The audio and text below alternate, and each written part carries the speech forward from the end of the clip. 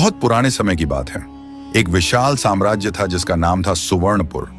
इस साम्राज्य में ऊंचे ऊंचे महल, सोने की मीनारें और हीरे मोती से जड़े दरवाजे थे। यहाँ के राजा का नाम था महेंद्र सिंह। राजा महेंद्र सिंह बहुत ही क्रूर और अहंकारी शासक थे। उनके राज्य में हर कोई उनसे डरता था। उनकी आवाज इतनी तेज थी कि सुनते ही सैनिक कांप जाते थे। राजा महेंद्र सिंह का एक विशाल महल था जो पूरे साम्राज्य के बीचों बीच खड़ा था। महल की दीवारें संगमरमर से बनी थीं और छत पर सोने के कलश चमकते रहते थे। महल के अंदर सैकड़ों कमरे थे। हर कमरे में कीमती कालीन, रेशमी पर्दे और चंदन की लकड़ी का फर्नीचर था। दीवारों पर राजाओं महाराजाओं की तस्वीरें लगी थीं और हर जगह सोने चांदी की चीजें सजी हुई थीं। महल के सबसे ऊंचे हिस्से में राजा का खास कमरा था। वहां से पूरे राज्य का नजारा दिखता था। राजा महेंद्र सिंह रोज सुबह वहां बैठकर अपने राज्य को देखते और अपनी ताकत पर इतराते। उनके पास सब कुछ था, धन, दौलत, सेना, लेकिन एक चीज नहीं थी जो उन्हें बेचैन रखती थी। राजा महेंद्र सिंह के कोई संतान नहीं थी। उनकी 3 रानियां थीं, लेकिन किसी से भी कोई बच्चा नहीं हुआ था। यह बात राजा को अंदर ही अंदर कचोटती रहती थी। वे चाहते थे कि उनका कोई वारिस हो जो उनके बाद इस विशाल साम्राज्य को संभाले। लेकिन साल दर साल गुजरते गए और कोई खुशखबरी नहीं आई। एक दिन की बात है, राजा अपने दरबार में बैठे थे। उनके चारों तरफ मंत्री, सेनापति और दरबारी खड़े थे। सब चुपचाप राजा के आदेश का इंतजार कर रहे थे।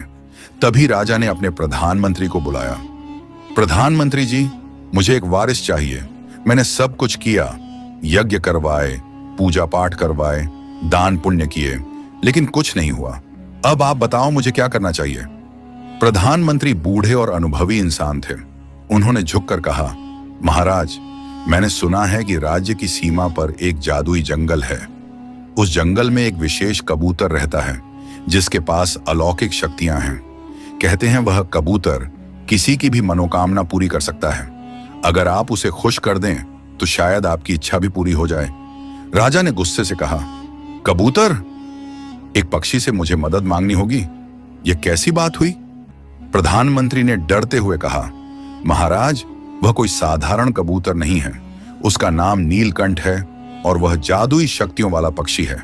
कहते हैं वह इंसान का रूप भी धारण कर सकता है। राजा ने कुछ देर सोचा, फिर उन्होंने आदेश दिया, ठीक है, कल सुबह मैं अपने सैनिकों के साथ उस जंगल में जाऊंगा। अगर वह कबूतर वाकई जादुई है तो मैं उसे पकड़ लूंगा और अपनी मनोकामना पूरी करवाऊंगा। अगली सुबह राजा महेंद्र सिंह अपने 100 सैनिकों के साथ उस जादुई जंगल की तरफ निकल पड़े। जंगल राज्य की सीमा पर था। रास्ता लंबा और मुश्किल था। घने पेड़, ऊंचे पहाड़ और गहरी नदियां पार करनी पड़ी। लेकिन राजा का इरादा पक्का था। वे किसी भी कीमत पर उस जादुई कबूतर को पाना चाहते थे। 3 दिन की यात्रा के बाद वे उस जंगल के पास पहुंचे। जंगल इतना घना था कि सूरज की रोशनी भी मुश्किल से अंदर आती थी। पेड़ इतने ऊंचे थे कि उनके सिरे दिखाई नहीं देते थे। जंगल में अजीब अजीब आवाजें आ रही थीं। कुछ सैनिक डर गए, लेकिन राजा ने उन्हें डांटा और अंदर जाने का आदेश दिया। जैसे जैसे वे जंगल के अंदर गए, माहौल और भी रहस्यमय होता गया। रंग बिरंगे फूल, चमकती तितलियां और अजीब पक्षी दिखने लगे। ऐसा लग रहा था जैसे यह कोई जादुई दुनिया हो। अचानक एक बहुत बड़े पेड़ के नीचे उन्हें एक अद्भुत दृश्य दिखा। वहां एक कबूतर बैठा था, लेकिन यह कोई साधारण कबूतर नहीं था। उसके पंख चांदी की तरह चमक रहे थे। उसकी आंखें नीले रंग की थीं, जो हीरे की तरह जगमगा रही थीं। जब वह हिलता तो उसके आसपास की हवा में छोटे छोटे तारे दिखने लगते थे। राजा ने तुरंत अपने सैनिकों को आदेश दिया, इस कबूतर को पकड़ो, जिंदा चाहिए मुझे। सैनिक आगे बढ़े, लेकिन जैसे ही उन्होंने कबूतर की तरफ हाथ बढ़ाया, कबूतर ने अपने पंख फैलाए। एक तेज रोशनी निकली और सारे सैनिक पीछे गिर गए। कबूतर ने अपनी चोंच खोली और मानव जैसी आवाज में बोला, राजा महेंद्र सिंह, तुम्हारी हिम्मत कैसे हुई मुझे पकड़ने की? मैं नीलकंठ हूं। मेरे पास अलौकिक शक्तियां हैं। तुम मुझे पकड़ नहीं सकते। राजा चौंक गए। एक पक्षी इंसानों की भाषा बोल रहा था, लेकिन वे अपनी हैरानी छुपाते हुए बोले, नीलकंठ, मैं तुम्हें पकड़ने नहीं बल्कि तुमसे मदद मांगने आया हूं। मुझे एक वारिस चाहिए। क्या तुम मेरी मदद कर सकते हो? नीलकंठ ने गहरी नजरों से राजा को देखा, फिर बोला, राजा महेंद्र सिंह, तुम बहुत क्रूर और अहंकारी हो। तुम्हारे राज्य में लोग खुश नहीं हैं, वे तुमसे डरते हैं। फिर भी तुम चाहते हो कि तुम्हें संतान हो। क्यों? ताकि तुम अपनी क्रूरता आगे बढ़ा सको। राजा को गुस्सा आ गया।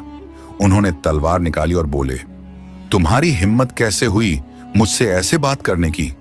मैं तुम्हें अभी मार डालूंगा। लेकिन जैसे ही राजा ने तलवार चलाई, नीलकंठ गायब हो गया। अगले ही पल वह एक इंसान के रूप में राजा के सामने खड़ा था। वह एक खूबसूरत नौजवान था। उसके लंबे बाल, तेज आंखें और चमकता चेहरा देखकर सब हैरान रह गए। नीलकंठ ने कहा, राजा, मैं तुम्हारी मदद कर सकता हूं, लेकिन मेरी एक शर्त है। तुम्हें मेरे साथ एक समझौता करना होगा। राजा ने पूछा, कैसा समझौता? नीलकंठ ने कहा, मैं तुम्हें एक बेटी दूंगा। वह बहुत खूबसूरत और गुणवान होगी, लेकिन जब वह 20 साल की हो जाएगी तो तुम्हें उसकी शादी मेरे साथ करनी होगी। राजा ने सोचा, बेटी तो बेटी है, 20 साल बाद की बात है, तब तक कुछ भी हो सकता है। उन्होंने हामी भर दी। ठीक है, मैं मान गया। नीलकंठ ने अपने हाथ से एक चमकता हुआ पत्थर निकाला। वह पत्थर नीले रंग का था और उसमें से रोशनी निकल रही थी। उसने वह पत्थर राजा को दिया और कहा, इस पत्थर को अपनी रानी को दे दो। 3 महीने के अंदर तुम्हें एक बेटी होगी, लेकिन याद रखना 20 साल बाद मैं उसे लेने आऊंगा। यह कहकर नीलकंठ फिर से कबूतर बन गया और उड़ गया। राजा खुशी खुशी उस पत्थर को लेकर अपने महल वापस आ गए। राजा ने वापस आकर वह जादुई पत्थर अपनी सबसे छोटी रानी को दे दिया। रानी का नाम सुमित्रा था। वह बहुत ही सुंदर और सीधी स्वभाव की थी। जब रानी सुमित्रा ने वह पत्थर हाथ में लिया तो उन्हें एक अजीब सी गर्माहट महसूस हुई। पत्थर उनके हाथ में चमकने लगा। ठीक 3 महीने बाद रानी सुमित्रा ने एक बेटी को जन्म दिया। जिस रात बेटी का जन्म हुआ, पूरे राज्य में अजीब चीजें होने लगी। आसमान में तारे और भी तेज चमकने लगे। हवा में फूलों की खुशबू फैल गई और महल के ऊपर इंद्रधनुष बन गया। जब दाई ने बच्ची को राजा के सामने लाया तो राजा हैरान रह गए। बच्ची इतनी सुंदर थी कि उसे देखकर लगता था जैसे कोई परी हो। उसकी आंखें बड़ी बड़ी और काली थीं, त्वचा दूध जैसी सफेद थी और सबसे अजीब बात, उसके माथे पर एक छोटा सा निशान था जो चांद की तरह चमक रहा था। राजा ने खुश होकर उसका नाम रखा चांदनी, राजकुमारी चांदनी। पूरे राज्य में जश्न मनाया गया। लोगों को मिठाइयां बांटी गई, गरीबों को दान दिया गया। राजा इतने खुश थे कि उन्होंने 3 दिन तक उत्सव मनाने का आदेश दिया।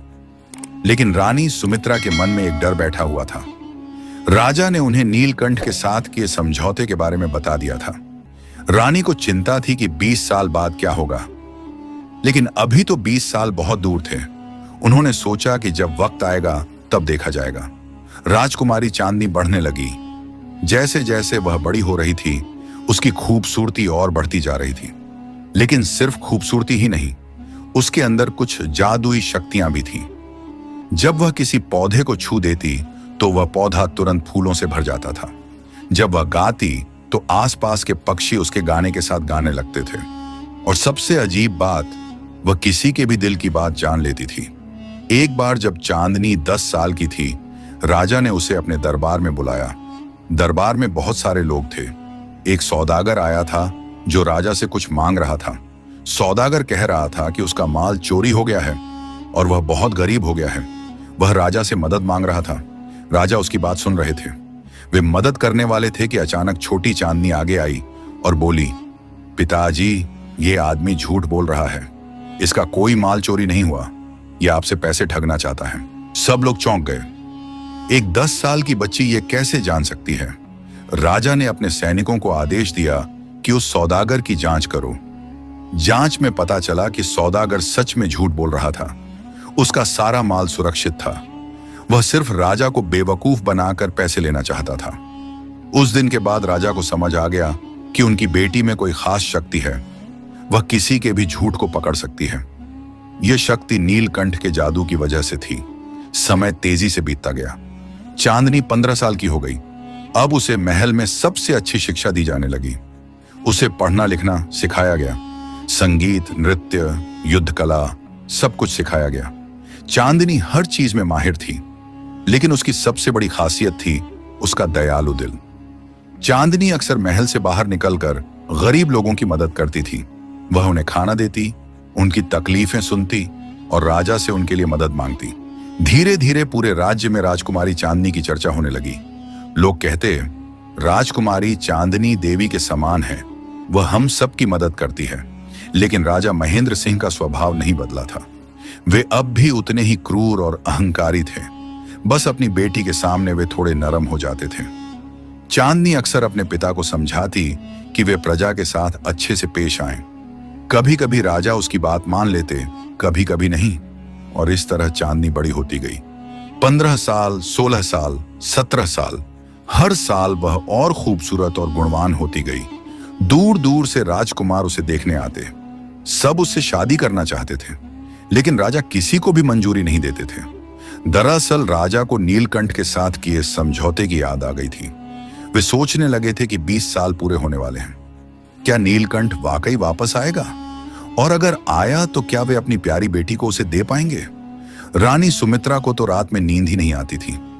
वे रोज सोचती, 5 लाख का लोन ले लो, 10 लाख का लोन ले लो। आपको भी हर दिन फोन में ऐसे मैसेजेस आते ही होंगे। आपको ऐसे लोन लेने से बचना है। बहुत सारे बिजनेस वाले बैंक में जाकर लोन मांग रहे हैं, जहां पर उनसे दुनिया भर के डॉक्यूमेंट लिए जाते हैं। उनको कोई गारंटर देना पड़ता है। अगर उनका सिविल स्कोर कम है तो उन्हें लोन भी नहीं मिलता है। लेकिन पीएम मुद्रा लोन योजना में बिना गारंटर, बिना सिविल स्कोर और बिना पैन कार्ड के लोन मिलता है। बस आपको इसकी प्रोसेस नहीं पता है। देखिए, सब फोन से हो जाएगा। बस सीखो ऐप डाउनलोड कर लीजिए। सीखो एक ऐप है जिस पर YouTube की तरह वीडियो जाते हैं। फर्क बस इतना है कि यहाँ सिर्फ और सिर्फ काम के वीडियोज ही होते हैं। सीखो ऐप में आपको पीएम मुद्रा लोन योजना पर एक वीडियो मिल जाएगा। इसमें एप्लीकेशन फॉर्म भरने से लेकर केवाईसी प्रोसेस करने तक का हर एक स्टेप आपको सिखा दिया जाएगा। और इतना ही नहीं, सीखो ऐप पर आप बहुत सारे कैटेगरी के वीडियोस देख सकते हैं। यानी कि अगर आप सीखो ऐप डाउनलोड करके रोज चलाएं तो आप मुद्रा लोन लेना तो जान ही जाएंगे, पर साथ साथ अपने बिजनेस को बड़ा करने के लिए और भी चीजें सीखते रहेंगे। इंस्टॉल नाउ पे क्लिक करो और अभी सीखो ऐप डाउनलोड करो।